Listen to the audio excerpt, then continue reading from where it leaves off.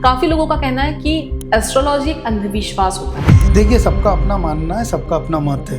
हम किसी की विचारधारा को बदल नहीं सकते और अधिकांश बड़े उद्योगपति, बड़े नेता, कई सक्सेसफुल लोग एस्ट्रोलॉजी के हिसाब से ही अपना काम करते हैं। ज़रूरी नहीं है कि वो सबके सामने ये बात कबूल करें, लेकिन वो लोग ही सबसे ज़्यादा मानते हैं। क्या ये सच है कि हर व्यक्ति का भाग्य पहले से ही तय होता है? देखिए, मैं तो इस चीज़ को थोड़ा कम मानता हूँ कि कुछ पहले से तय होता है, कुछ चीज़ पहले से, लेकिन आप जो करते हो उसका ही रिजल्ट आपको मिलता है। एस्ट्रोलॉजी आपको गाइड करती है, आपके जो सितारे हैं, आपके ग्रह हैं, आपके नक्षत्र हैं, आपको गाइड करते हैं कि आपको कब क्या करना है। कर्म और भाग्य में सबसे ज्यादा ताकतवर कौन है? क्या सच में हमारे अगर भाग्य हमारा जो बुरा चल रहा है तो कर्म हमारा भाग्य बदल सकता है? कर्म ही सबसे बेस्ट है और आपको प्रैक्टिकल रहना होगा। जैसे मैडम कई फ़ोन आते हैं जो कहते हैं कि मेरे कुंडली में राजयोग है, तो मैं उनको समझाता हूँ कि राजयोग है तो ऑटोमेटिक काम नहीं करेगा। अगर आप इनपुट देंगे तो ही आपको आउटपुट मिलेगा। पहले एक ज़माना था कि शादी में कुंडली मिलाने के लिए कुंडली देखी जाती थी। आजकल शादी को छोड़ के और 250 चीज़ों में कुंडलियाँ देखते हैं लोग। टेंडर कब भरना ये भी हमसे पूछते हैं।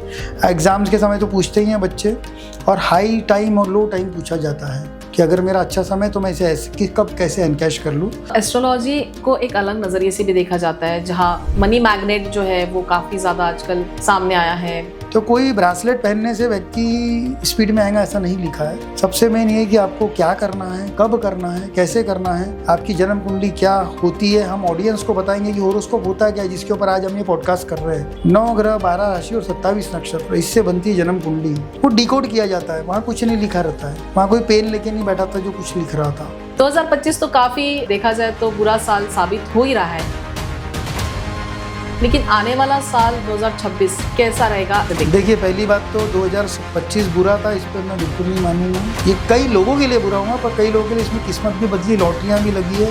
Person to person chart vary करता है, हर व्यक्ति के लिए हर समय एक जैसा नहीं होता है। हो सकता है 26 में कई लोग बर्बाद हो जाएंगे तो 26 में कई लोग बन भी जाएंगे। हमारे नागपुर के बहुत बड़े टाइकून हैं, उनका नाम नहीं ले सकता कैमरे में। 2025 में उन्होंने पिछले 25 साल में जो नहीं किया था वो इसी साल कर लिया है। कई कॉन्ट्रैक्ट साइन हो गए हैं, कई वेंचर्स बन गए हैं और कई बिल्डिंगें उनके भी बन रहे हैं। आजकल काफ़ी लोग जो इसको नहीं मानते वो बिना कुंडली दिखाए ही शादी करते, तो ये एक तरीके का जोखिम उठाना हो गया आपके नज़रिए से? लव मैरिज वाले तो कुंडली देख के प्यार नहीं करते। प्यार की शुरुआत कैपेचिनो से होती है सीसीडी में, और उसका अंत एस्ट्रोलॉजर के ऑफिस में होता है। आजकल क्या होता है, जैसे ही कोई रिलेशनशिप में प्रॉब्लम आती है, ब्लॉक हो जाते हैं, अनब्लॉक हो जाते हैं। कई बड़ी कंपनियां तो ऐड चलाती है, are you blocked on Facebook, are you blocked on WhatsApp. तो ब्लॉक मतलब झगड़ा हो गया, लड़का लड़की का ब्लॉक हो गए। लड़के लड़कियों का सवाल होता है अनब्लॉक ब्लॉक का। हाँ। तो क्या एस्ट्रोलॉजी सच में इस पे असर करती है और वापस नहीं, लाइफ इसमें क्या हो रहा है मैडम, डिमांड एंड सप्लाई का गेम है। डिमांड बहुत ज़्यादा हो गई है, सप्लाई कम है। और कुछ दावा मैंने भी ऐड देखा, मुझे भी लोग बताते हैं कि 24 घंटे में अपना खोया प्यार वापस लाओ, 48 घंटे में चलें, तो ऐसा कुछ नहीं होता है। ये सब बेवकूफ़ बनाने की दुकान है। आपके पैसे ले लेते हैं, बाद में आपको ब्लॉक कर दिया जाता है, ऐसा कुछ नहीं होता है। कुछ बिजनेसमैन होते हैं जो अप डाउन में चलते हैं, तो कौन से रत्न जो है वो प्रभावित करते हैं या पहनने चाहिए ताकि वो सक्सेस हो?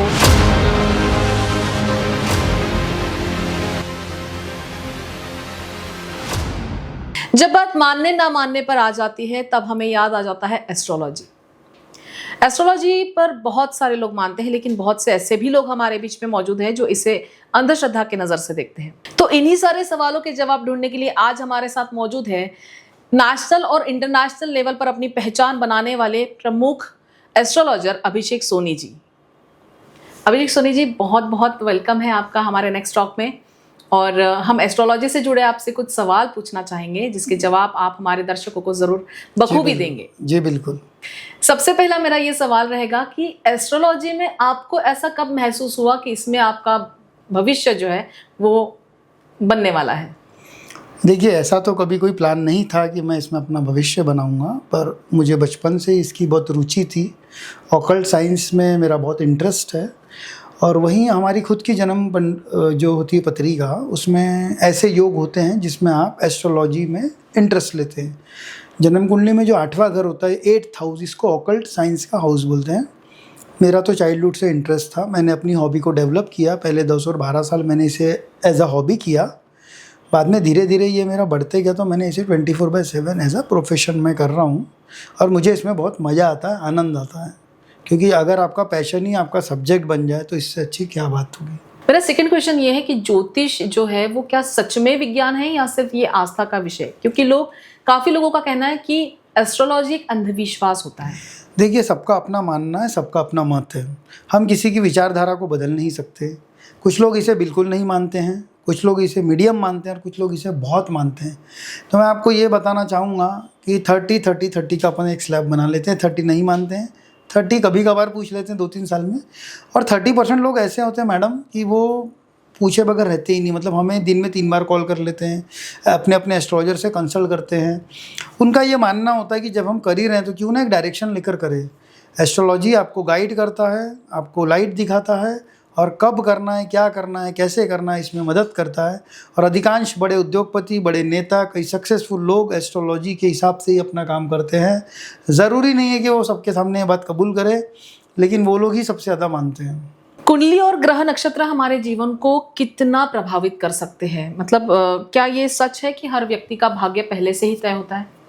देखिए, मैं तो इस चीज़ को थोड़ा कम मानता हूँ कि कुछ पहले से तय होता है, कुछ चीज़ पहले से, लेकिन आप जो करते हो उसका ही रिज़ल्ट आपको मिलता है।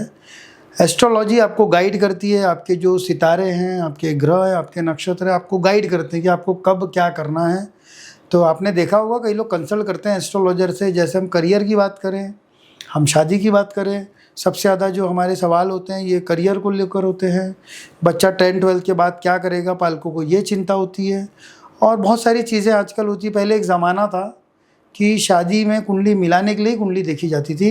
आजकल शादी को छोड़ के और 250 चीज़ों में कुंडलियाँ देखते हैं लोग। टेंडर कब भरना ये भी हमसे पूछते हैं। एग्ज़ाम्स के समय तो पूछते ही हैं बच्चे, और हाई टाइम और लो टाइम पूछा जाता है कि अगर मेरा अच्छा समय तो मैं इसे ऐसे कि कब कैसे एनकैश कर लूँ। तो इसमें दशा अंतरदशा होती है जो हमें गाइड करती है एस्ट्रोलॉजी के एंगल से। तो जिन लोगों का ये मानना है कि काम तो करना ही है, क्यों ना एस्ट्रोलॉजी के गाइडेंस से करें तो और ज़्यादा हम अच्छे से कर पाएंगे, तो उन्हें बहुत फ़ायदा होता है। कर्म और भाग्य में सबसे ज्यादा ताकतवर कौन है? क्या सच में हमारे अगर भाग्य हमारा जो बुरा चल रहा है तो कर्म हमारा भाग्य बदल सकता है, जो हमारे ग्रह बुरे चल रहे हैं? मेरे एंगल से, मेरे अनुभव से तो कर्म ही सबसे बेस्ट है। आपका समय खराब चल रहा हो, मीडियम चल रहा हो या अच्छा चल रहा हो, आपके कर्म अच्छे, आपकी प्लानिंग अच्छी है, तो आपकी बहुत सारी चीज़ें चेंजेस हो जाती है। और आपको प्रैक्टिकल रहना होगा। कई लोगों को एक भ्रम होता है कि मेरी कुंडली बहुत अच्छी है। मुझे ऐसे मैडम कई फ़ोन आते हैं जो कहते हैं कि मेरे कुंडली में राजयोग है। तो मैं उनको समझाता हूँ कि राजयोग है तो ऑटोमेटिक काम नहीं करेगा। अगर आप इनपुट देंगे तो ही आपको आउटपुट मिलेगा, अगर आप कुछ नहीं करेंगे तो आपको कुछ नहीं मिलेगा। आज का युवा एस्ट्रोलॉजी को किस नज़रिए से देखता है? सोशल मीडिया के युग में आप किस तरीके से देखते हैं? सोशल मीडिया ने बहुत आसान कर दिया है। पहले तो ऐसा होता था कि एस्ट्रोलॉजर के पास जाना, मिलना, समय लेना एक दुर्लभ काम था। अगर कोई बाहर गाँव है तो और भी ज़्यादा तकलीफ़ों का सामना करना पड़ता था। आज हर कोई व्हाट्सएप पे अवेलेबल है, इंस्टाग्राम पे है, लाइव आ जाता है। तो सोशल मीडिया ने तो आसान कर दिया है। अब आपको ये तय करना है कि आपको कंसल्टेशन किससे लेना है। और पिछले 8-10 सालों में आपने देखा होगा कि हिंदुस्तान में और वर्ल्ड में भी बहुत तेज़ी से एस्ट्रोलॉजी का रुझान बढ़ा है। कितनी कंपनियां आ गई, कितने ऐप्स आ गए हैं। मार्केट में आप देखेंगे तो कितने आपको प्ले स्टोर पे ऐप आएंगे, एड्स आएंगी, क्योंकि उतनी डिमांड है। तो एक तरफ लोग पूछ रहे हैं, दूसरी तरफ जो एक्सपर्ट्स हैं वो बता रहे हैं। तो वो एक आसानी हो गई है और रुझान बहुत तेज़ी से बढ़ रहा है। कई बार हमारे पास इतने कॉल्स होते हैं कि हम उनको अटेंड नहीं कर पाते, तो हमको सेकंड डे, थर्ड डे डालना पड़ता है। आजकल एस्ट्रोलॉजी को एक अलग नज़रिए से भी देखा जाता है, जहाँ धन लाभ की इसमें आप देखेंगे कि मनी मैग्नेट जो है वो काफ़ी ज़्यादा आजकल सामने आया है। बहुत सारी चीज़ें रोज़ आती रहती है, जैसे पायरेट्स है, मनी मैग्नेट है, बहुत सारी चीज़ें हैं। लेकिन इससे ही पूरा काम हो जाएगा ऐसा कुछ भी नहीं है। 5 या 10% काम ये करेंगे, बाकी काम आपको खुद को करना है। तो कोई ब्रासलेट पहनने से व्यक्ति स्पीड में आएगा ऐसा नहीं लिखा है। सबसे मेन ये है कि आपको क्या करना है, कब करना है, कैसे करना है, आपकी जन्म कुंडली क्या होती है। हम ऑडियंस को बताएंगे कि होरोस्कोप होता है क्या, जिसके ऊपर आज हम ये पॉडकास्ट कर रहे हैं। 9 ग्रह, 12 राशि और 27 नक्षत्र, इससे बनती है जन्म कुंडली। वो डिकोड किया जाता है, वहाँ कुछ नहीं लिखा रहता है। वहाँ कोई पेन लेके नहीं बैठा था जो कुछ लिख रहा था। उसको समझना पड़ता है कि ये व्यक्ति का नेचर कैसा है, इसका प्रोफेशन क्या होना चाहिए, इस व्यक्ति ने क्या करना चाहिए।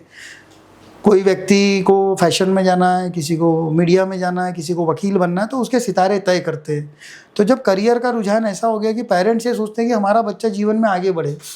पहले एक दौर था कि माँ पूछती थी कि मेरा बेटा डॉक्टर या इंजीनियर बनेगा। आज तो रेडियो जॉकी भी बन सकता है, पॉडकास्टर भी बन सकता है, यूट्यूबर भी बन सकता है। जी। सबसे अहम सवाल अभी मैं आपसे पूछने जा रही हूँ, जो शायद दर्शक भी काफ़ी एक्साइटेड रहेंगी इसका जवाब सुनने के लिए।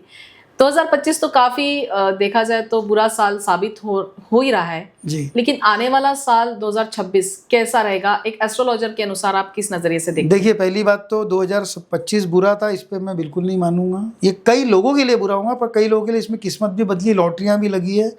Person to person chart vary करता है, हर व्यक्ति के लिए हर समय एक जैसा नहीं होता है। हो सकता है 26 में कई लोग बर्बाद हो जाएंगे तो 26 में कई लोग बन भी जाएंगे।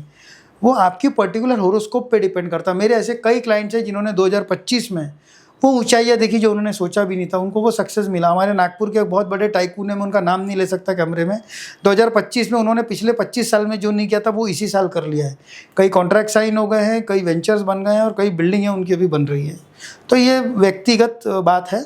26 अच्छा ही जाएगा और जिन लोगों का अच्छा नहीं जा रहा है वो छोटे मोटे उपाय कर सकते हैं। हेल्थ एस्ट्रोलॉजी जो होती है जी, इस एस्ट्रोलॉजी और ये आपकी जो एस्ट्रोलॉजी है इसमें क्या अंतर है? क्या सच में सेहत के बारे में एस्ट्रोलॉजर हमें जानकारी दे सकते देखिए मैं आपको बताता हूँ, जन्म कुंडली आपको सिंबॉलिक लैंग्वेज में कुछ कहना चाहती है। एक एक्सपर्ट एस्ट्रोलॉजर जो एस्ट्रोलॉजी का जानकार है वो उसको पढ़ता है, समझता है और आपको डिकोड करके बताता है। हमारे कुंडली का जो छठवां घर रहता है, हमारी कुंडली में टोटल 12 हाउसेज होते हैं। हाउस नंबर 6 को हेल्थ का हाउस कहा जाता है। अगर वो खराब रहा तो आपको कई प्रकार की प्रॉब्लम्स आने की संभावना रहती है। तो ये देखा जाता है कि भाई हेल्थ का मालिक खराब तो नहीं है, उसकी दशा तो नहीं लग रही है और उससे संबंधित कौन सा प्लानेट है। मान लीजिए 6वें घर में चंद्रमा है तो व्यक्ति थोड़ा डिप्रेशन में चले जाता है, डाउन हो जाता है। तो अगर आपको पता है, एक तो आप डॉक्टर से कंसल्ट करेंगे, जो डॉक्टर बताएंगे वो एक करेंगे। दूसरा एस्ट्रोलॉजी से आपको पता है कि मेरा चंद्रमा खराब है तो आपको ये एक्सपर्ट एडवाइस मिल रही है कि आप अनवांटेड सोचना बंद कर दो, आप मोती मत पहनो, आप मंडे के दिन कुछ चैरिटी कर दो। अवेयरनेस से भी तो 50% आदमी ठीक हो जाता है ना। कोई आदमी का मंगल नीच का है, कर्क राशि में 10th हाउस में, तो ऐसा आदमी शॉर्ट टेम्पर्ड, क्रोधी और एग्रेसिव होता है। तो हम उसको बोलते हैं कि भाई हाई टेम्पर में मत रहो, एंगर मत लाओ। ऐसी तमाम अलग अलग बातें, अलग अलग नक्षत्र ग्रहों से संबंधित चीज़ें। बुध जब खराब होता है तो स्किन से संबंधित प्रॉब्लम आने की संभावना होती है। राहु अगर खराब है तो कुछ और समस्या है। तो ऐसे बहुत सारे प्रॉब्लम है। 5वां घर खराब है तो स्टमक प्रॉब्लम होता है। तो ऐसे चार्ट्स बने हुए हैं। तो व्यक्ति को अगर पता चल जाए कि भाई ये मेरी कमियां हैं तो वो उसे इम्प्रूव करता है, उस पर ध्यान देता है, उस पर प्रिकॉशन लेता है, तो उसे बहुत सारा रिलीफ मिलता है। आजकल हम देखते हैं विवाह और मिलन जो होता है उसमें कुंडली मिलान कहाँ तक जरूरी है? आजकल काफी लोग जो इसको नहीं मानते वो बिना कुंडली दिखाए ही शादी करते। तो ये एक तरीके का जोखिम उठाना हो गया आपके नजरिए से? नहीं, देखिए जिसको मानना ही नहीं कुंडली तो वो क्यों दिखाएगा। लव मैरिज वाले तो कुंडली देख के प्यार नहीं करते। प्यार की शुरुआत कैपेचिनो से होती है सीसीडी में और उसका अंत एस्ट्रोलॉजर के ऑफिस में होता है। हमारे पास व्यक्ति जब आता है जब वो कहीं फंस जाता है। जैसे अभी सबसे ज़्यादा सवाल मैं आपको मैडम बताऊंगा अपने ऑडियंस को, ब्लॉक और अनब्लॉक के। पहले व्हाट्सअप भी नहीं था तो ब्लॉक कहाँ से होता था। आजकल क्या होता है, जैसे ही कोई रिलेशनशिप में प्रॉब्लम आती है ब्लॉक हो जाते हैं, अनब्लॉक हो जाते हैं। कई बड़ी कंपनियां तो ऐड चलाती है, are you blocked on Facebook, are you blocked on WhatsApp. तो ब्लॉक मतलब झगड़ा हो गया, लड़का लड़की का ब्लॉक हो गए। कई बार वादे हो जाते हैं 7 जन्म तक रह लेंगे, ये कर लेंगे, वो कर लेंगे, 7 महीने भी नहीं निकलते। तो जब उसका रिलेशनशिप का टाइम खराब आता है तब वो एस्ट्रोलॉजर के पास जाता है। एक कैटेगरी ऐसी है जो एस्ट्रोलॉजी को नहीं मानती है। लव मैरिज में कई बार लड़का और लड़की सोचते हैं कि यार लव तो हो गया, मैरिज भी करना है, तो उनके माँ बाप या वो बोलते चलो कुंडली भी देख लेते हैं। तो कुंडली मिलाना मैंडेटरी नहीं है मेरे हिसाब से, लेकिन देख लिए तो लॉस नहीं है। अगर आपने देख लिया, 2 व्यक्ति का नेचर पता चल गया, 2 व्यक्ति का बॉर्न एंड बॉटअप क्या है। अब जैसे दिल्ली एनसीआर की लड़की मेट्रो में रही हुई है तो वो कामठी में नहीं रह पाएगी, कन्हान में नहीं रह पाएगी, चाहे उनकी कुंडली कितनी भी मिल जाए। और कुंडली मिलाना कई सालों पुराना एक सब्जेक्ट है, मैं इस पर थोड़ा कम ध्यान देता हूँ। मेरा कहना है 2 होरोस्कोप को मिलाओ, 2 चार्ट को मिलाओ, 2 व्यक्ति के नेचर को मिलाओ। लड़का और लड़की आईटी में है, सेम माइंडेड हैं, पैशनेट है, एम्बिशियस है, उस टाइप की चीज़ों को देखो। पर कई बार ऐसा भी देखा गया कि आपने ब्लाइंडली शादी कर ली, नहीं मैच किया, कल कोई बड़ा प्रॉब्लम है, जैसे लड़का मांगलिक है लड़की नहीं है तो प्रॉब्लम आ सकती है। लड़का 7th हाउस का मंगल है, लड़की नहीं, तो फिर हम क्यों डिस्टर्ब होंगे, हम क्यों लॉस लेंगे। इससे अच्छा मिल लिए, देख लिए, समझ लिए तो कोई बड़ा नुकसान नहीं है। और जो नहीं मानता है उसके लिए तो मैं यही कहना चाहूँगा कि उनकी अपनी मर्जी, क्योंकि वो नहीं मानेंगे, आप कितना भी उनको समझा दो। 30% लोग नहीं मानते, वो बोलते हैं ऐसा कुछ भी नहीं है। तो फिर वो रिस्क भी उनकी है, वो समय भी उनका, और वो दुख दर्द भी उनके ही है। पर वो लोग जाते हैं बाद में, प्रॉब्लम आने के बाद जी एस्ट्रोलॉजर के पास ही जाते हैं। उनको हम 11th आवर का केस बोलते हैं। ओके। आजकल देख रही हूँ मैं इंस्टाग्राम पे काफ़ी लव गुरुज है जो एस्ट्रोलॉजी का दावा करते हैं, काफ़ी लोग हैं, काफ़ी युवा है जो उनसे आकर्षित होकर कई ज़्यादा संख्या में अपने पैसे बर्बाद करते हैं। मैं बर्बाद ही कहूँगी। बिल्कुल सही क्या बात इस है। पर आप क्या मतलब मेरा फाइनल ये सवाल रहेगा कि जो लड़के लड़कियों का सवाल होता है अनब्लॉक ब्लॉक का, हाँ। तो क्या एस्ट्रोलॉजी सच में इस पे असर करती है और वापस नहीं, लाइफ में आता है? इसमें क्या हो रहा है मैडम, डिमांड एंड सप्लाई का गेम है। डिमांड बहुत ज़्यादा हो गई है, सप्लाई कम है। जैसे एस्ट्रोलॉजी जानने वाले लोगों की संख्या बढ़ गई है, एस्ट्रोलॉजर कम है। अब कोई भी चीज़ हो, चाहे एस्ट्रोलॉजी हो, चाहे मीडिया हो, चाहे यूट्यूब हो, चाहे पॉडकास्ट हो, उसमें अच्छे लोग हैं तो 20-30% फ्रॉड भी तो आएंगे ही ना। तो ये तो हमें आइडेंटिफाई करना है कि व्यक्ति सही है या गलत है। अजनबी लोग आ जाते हैं, नए नए फेक अकाउंट बन जाते हैं, कई अकाउंट्स बाहर से ऑपरेट होते हैं। और कुछ दावा मैंने भी ऐड देखा, मुझे भी लोग बताते हैं कि 24 घंटे में अपना खोया प्यार वापस लाओ, 48 घंटे में चैलेंज। तो ऐसा कुछ नहीं होता है, ये सब बेवकूफ़ बनाने की दुकान है। आपके पैसे ले लेते हैं, बाद में आपको ब्लॉक कर दिया जाता है। ऐसा कुछ नहीं होता है। आप कोई जिनाइन व्यक्ति से बात करेंगे, कोई एक्सपर्ट से बात करेंगे, तो वो कभी भी ऐसी बातें नहीं करेगा। वो आपको गाइड कर सकता है कि आपका प्यार वापस आएगा कि नहीं, रिलेशनशिप सुधार होगी कि नहीं, पर 24 घंटे की जो स्कीम है ये कहीं नहीं होती है। मतलब आप कह रहे हो कि ऐसा कुछ भी नहीं होता है और नहीं होता प्यार है। जो एक बार चले गया वो वापस एस्ट्रोलॉजी से नहीं आ सकता। नहीं, दो चीज़ होती है। एक, आपका रिलेशन एंड हो गया, वो वापस चालू नहीं होगा। एक की थोड़ा पॉज आया कि भाई लड़का लड़की में झगड़ा हुआ, 6 महीने 4 महीने का पॉज है, वापस कनेक्ट हो जाएंगे। आपका जो विवाद हुआ है कितने दिन का, वो भी तो दशा डिपेंड करती है ना। कभी कभी वो कम समय के लिए रहता है। 1 महीने आपका किसी से विवाद हुआ, बाद में आप सेटल हो गए। ऐसा होता है ना, फ्रेंडशिप में भी होता है, रिलेशनशिप में होता है, बिजनेस पार्टनर में भी होता है। पर जो हम मैगी सामान नहीं होता 2 मिनट में, इंस्टेंट कुछ नहीं कि 24 घंटे में प्यार हो जाएगा, लड़की अनब्लॉक कर देंगी, ये सब फालतू की बातें। इसमें यूथ ने अपना टाइम बर्बाद नहीं करने को ना। और प्रैक्टिकली आप पहले देखो आपका प्रॉब्लम आया कहाँ से, रूट क्या है, क्यों ख़राब हुआ। आपने भी तो कुछ किया होगा ना। कोई लड़का या लड़की ऐसे किसी को ब्लॉक नहीं करता है, उसके पीछे एक रीज़न होता है। हमको तो कई बार लोग आके बताते हैं कि भैया मैं ना उसको कुछ भी बोल देता था, मैं बहुत गुस्सा करता था, मैं ग्रांटेड लेता था। अब लड़की एक लेवल तक आपको लेके चलेगी ना, उसका भी दिमाग खराब होगा। वो फिर धीरे धीरे कट ऑफ करना चालू कर देते। तो पहले ही दिन से आप अपने आप को भी तो ठीक करो।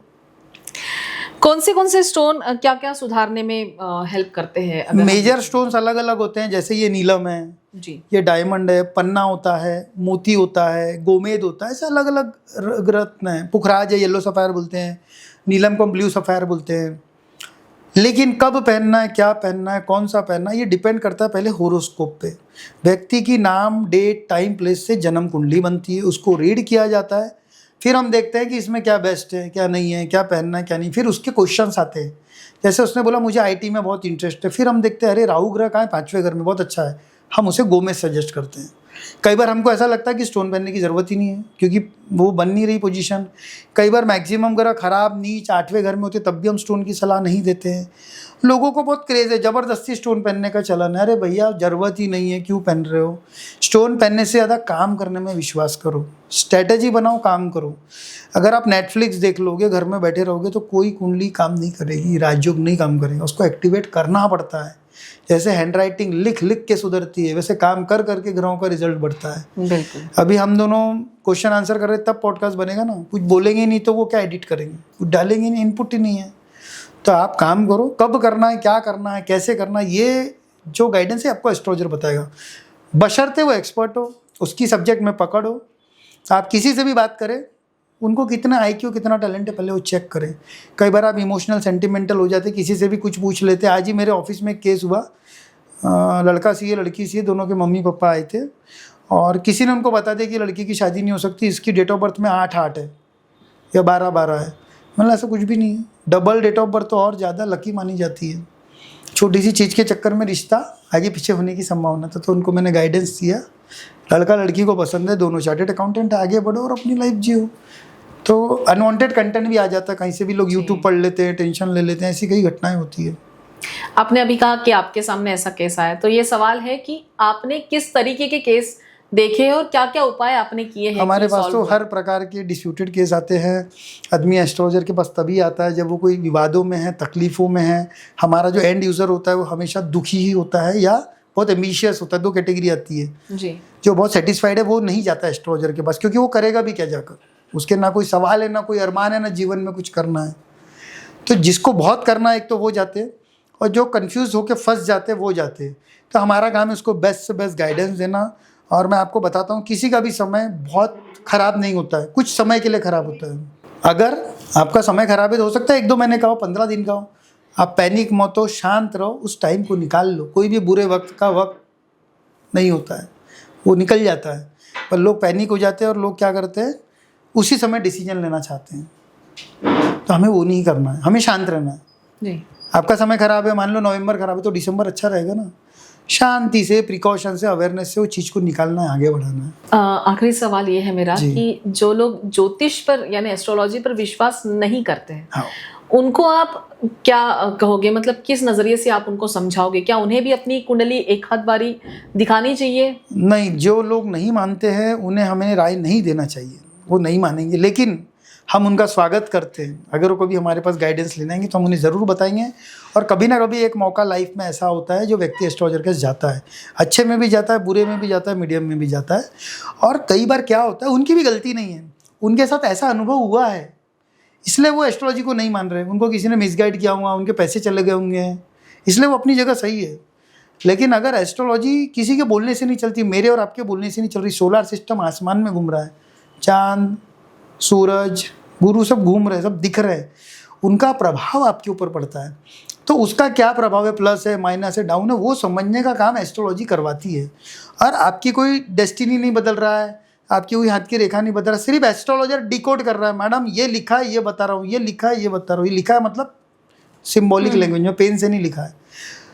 तो दशाओं के अनुसार सितारों को डिकोड करके आपको बता दी कि मैडम आपकी जो शादी लेट होगी, आप अंगली के आपकी 28 के बाद में होंगी, तो आप 23 में क्यों कर रहे हो? और 23 में हो रही है तो क्वेश्चन मार्क आ रहा है कि इतने जल्दी क्यों हो रही है। तो जो नहीं मानता है उसकी अपनी मर्जी है, लेकिन कभी उनकी इच्छा होगी तो वो किसी से भी कंसल्ट कर सकते हैं। वो बहुत सिंपल मैथमेटिक्स है, इसमें कोई मिस्ट्री नहीं है। अगर अच्छे से चार्ट रीड कर दिया जाए तो ऐसी ऐसी बातें पता चल जाती कि उनको समझ में नहीं आएगा ऐसा क्यों हो रहा है। और अगर आपको एस्ट्रोलॉजी से गाइडेंस मिलता है और आपका फ़ायदा होता है तो इसमें नुकसान क्या है? जब आप घर बनाते हो तो आप आर्किटेक्ट को क्यों लाते हो? वो बेहतरीन डिज़ाइन बना के देता है। तो एस्ट्रोलॉजर आपको बहुत अच्छे से ये गाइड करता है कि आपके लिए ये चीज़ अच्छी है। हर व्यक्ति एक खूबी रखता है, हर व्यक्ति एक अच्छी चीज़ की कला रखता है और वो कुछ चीज़ में बहुत अच्छे से आगे बढ़ सकता है। वो चीज़ उसको उसकी एस्ट्रोलॉजी बता देगी, उसका होरोस्कोप बता देगा। अगर कोई बच्चा है जो एनिमेशन में आगे जा रहा है, ड्राइंग में आगे जा रहा है, तो क्या आप उसको वकील बनाओगे?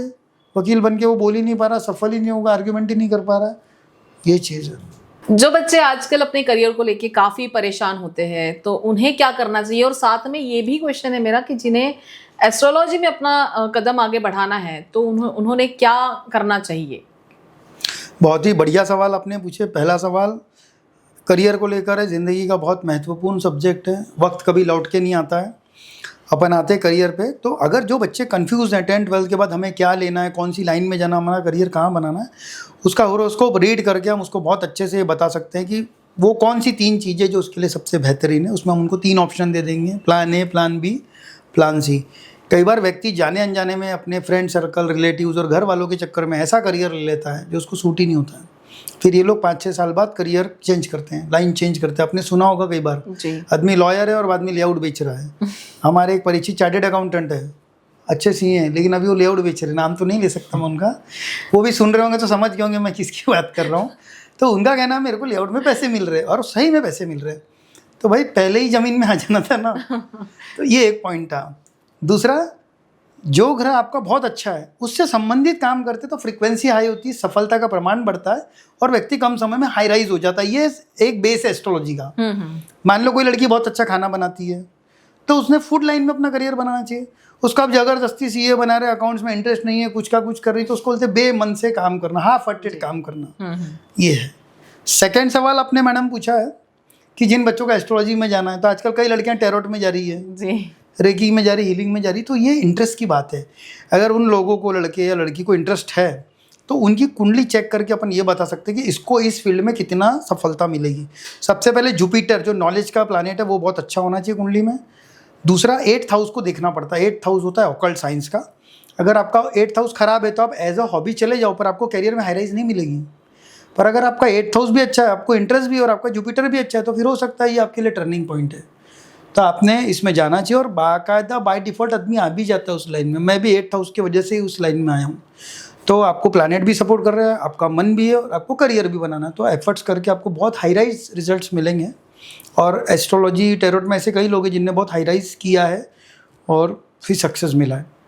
जैसे हम रत्नों की बात करते हैं तो कुछ बिजनेसमैन होते हैं जो अप डाउन में चलते हैं, तो क्या उन्हें कौन से रत्न जो है वो प्रभावित करते हैं या पहनने चाहिए ताकि वो सक्सेस हो? मतलब रत्नों की आप अगर जानकारियां दे बिल्कुल, मैं जानकारी दूंगा ऑडियंस को। बिजनेसमैन की जो कुंडली होती है बहुत अप डाउन होती है, क्योंकि कई ग्रह अच्छे रहते हैं तो बहुत तेजी में चलता है, कई बार मीडियम होता है, कई बार कुछ खराब ग्रह आते हैं तो वो लोग स्टक हो जाते हैं, क्रंच में आ जाते हैं, लिक्विडिटी नहीं रहती है। तो उनके लिए 2 से 3 स्टोन्स होते हैं, क्योंकि अलग अलग दशा चलती है। जैसे हमारा मौसम बदलता है, अभी ठंडियाँ आ गई तो हम स्वेटर पहन लेंगे, जी। गर्मी में हम टी शर्ट पहन लेंगे। वैसे एस्ट्रोलॉजी में भी मौसम होता है। अगर चंद्रमा की दशा चल रही, चंद्रमा 11th हाउस में, तो हम उन्हें मोती पहनाएंगे, पर ये पर्सन टू पर्सन वेरी करेगा और उस व्यक्ति की कुंडली देख के। ओके। कई बार हम उनको 6 महीने के लिए नीलम पहनाते हैं, फिर हम बोलते हैं सर इसके बाद गोमेद पहनना, तो वो पूछता है यार क्यों? तो भैया शनि की दशा खत्म हो रही सूक्ष्म में और राहु चालू हो रहा है, या गुरु खत्म हो रहा है और ये चालू हो रहा है, तो उसके हिसाब से भी हम लोग लेते हैं। तीसरा, हम उनके बिजनेस को देखते हैं, किस टाइप का बिजनेस है, कौन सा काम कर रहा है। कई बार फर्मों के लेटर हम चेंज करा देते हैं, आपके फर्म का नाम ये है, हम उसको आर करा देते हैं। कई बार स्पेलिंग में करेक्शंस होता है, कई बार कलर थेरेपी होती है कि रेड कलर यूज़ नहीं करना है, ब्लैक ज़्यादा यूज़ करना है। तो ऐसी अलग अलग स्ट्रेटेजीज बनती है, पर सही जेमस्टोन पहनेगा तो फ़ायदा उतना ही होता है, और वहीं गलत जेमस्टोन पहन के वो अपने आप को 4 गुना तकलीफ़ों में भी डालते हैं। जैसे आपका सूर्य नीच का है, आपको रूबी नहीं पहनना है, वो रूबी पहन के बिजनेस को 1/4 पे ला देता अपने ही हाथ से।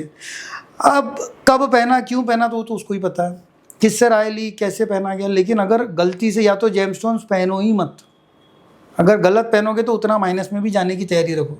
अच्छा। जब वो जेमस्टोन आपको ताकत से फ़ायदा देते हैं तो गलत जेमस्टोन आपको उतनी ही ताकत से निगेटिविटी में भी डाल सकता है। तो प्रिकॉशन लेके जाइए। कोई भी एक्सपर्ट से बात करिए जिसकी सब्जेक्ट में पकड़ हो, जिससे आपको सेटिस्फेक्शन मिले, आप उनसे बात करो। सामने वाले की IQ जरूर चेक करो कि उसको कितना नॉलेज है। एक मज़ेदार किस्सा बताऊंगा। कई बच्चे, यूथ ऐसे लोगों को पूछ लेते मेरे को वीज़ा कब मिलेगा, जिसको खुद को नहीं पता फॉरेन कहाँ है, लंदन एयरपोर्ट कैसा है, दुबई में कितने प्लेन उतरते हैं। जी। तो ऐसा भी मत करो कि आप किसी को कुछ भी पूछ रहे हो। जिसे नॉलेज है उनका सम्मान करो, उनसे बात करो, क्योंकि तुम उनकी राय लेके अपने करियर पे दांव पे लगा रहे हो और समय आपका बर्बाद हो रहा है। तो मिस गाइडेंस नहीं होना चाहिए। मैं रहूँ या वो रहे या कोई भी रहे, आपका समय कीमती है, आपका समय खराब नहीं होना चाहिए। आपको किसी की राय नहीं जम रही तो अमल मत करो। किसी ने बोल दिया तो ब्लाइंडली फेथ भी नहीं करना है।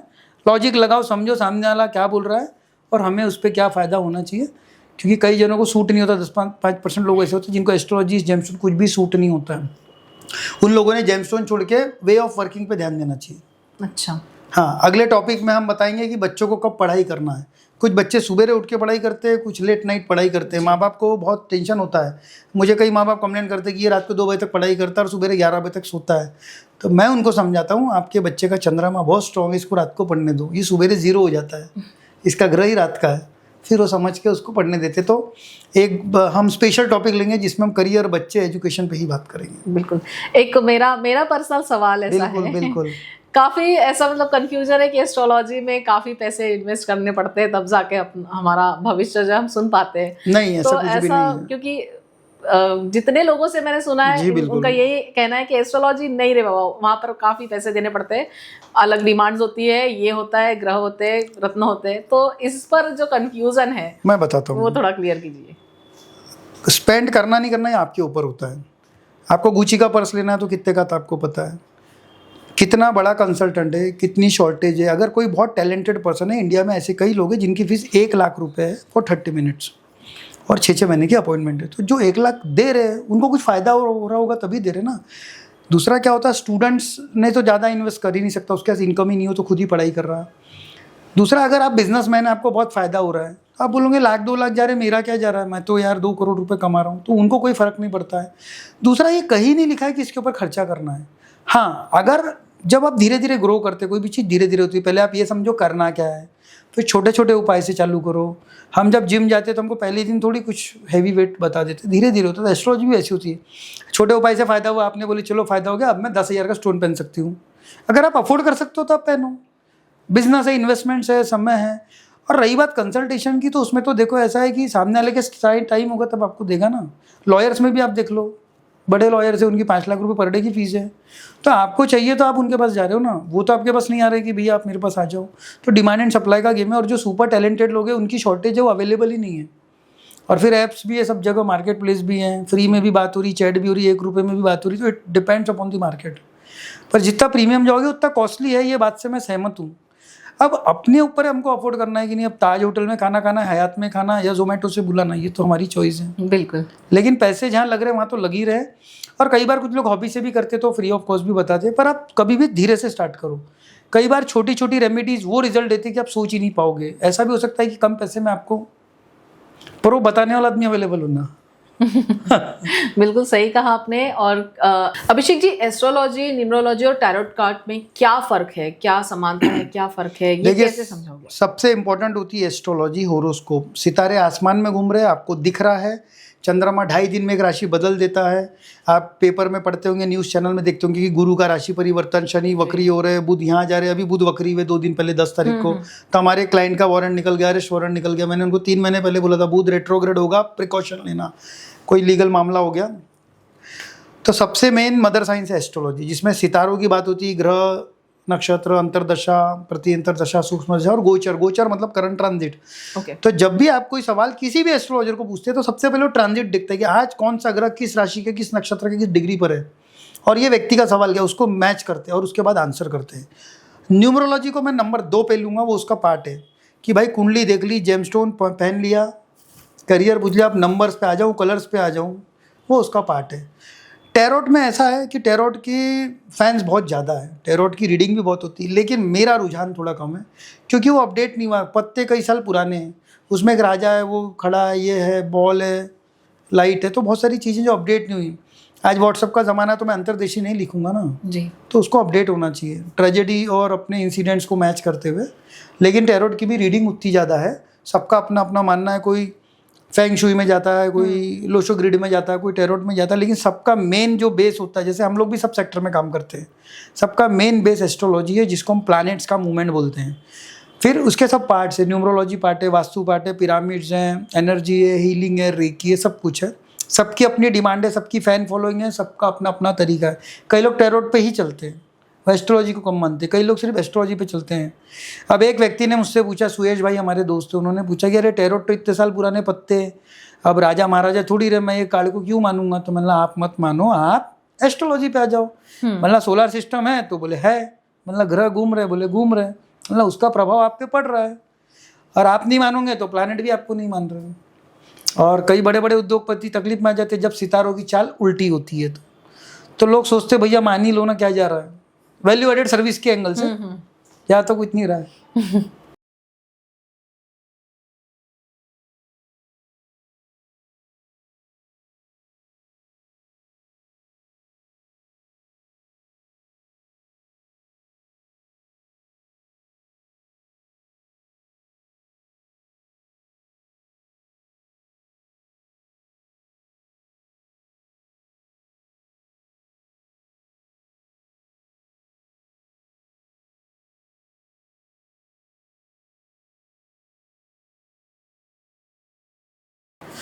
एस्ट्रोलॉजी के सवालों से जुड़े आज हमारे साथ मौजूद थे एस्ट्रोलॉजर अभिषेक सोनी जी, जिन्होंने काफ़ी अच्छे से हमारे सवालों के जवाब दिए और कुछ कंफ्यूजन था वो आज क्लियर हुआ है। ऐसे ही कुछ पॉडकास्ट, इन्फॉर्मेटिव पॉडकास्ट देखने के लिए हमारे साथ यानी न्यूज़ एक्सप्रेस के साथ जुड़े रहिए। आपको उसके लिए चैनल को सब्सक्राइब करना पड़ेगा, और एस्ट्रोलॉजी से जुड़े कुछ सवाल भी आपके अगर होंगे तो हमें कमेंट करके ज़रूर बताएं, ताकि हम अगले एपिसोड में उस सवालों के जवाब ज़रूर मांगेंगे।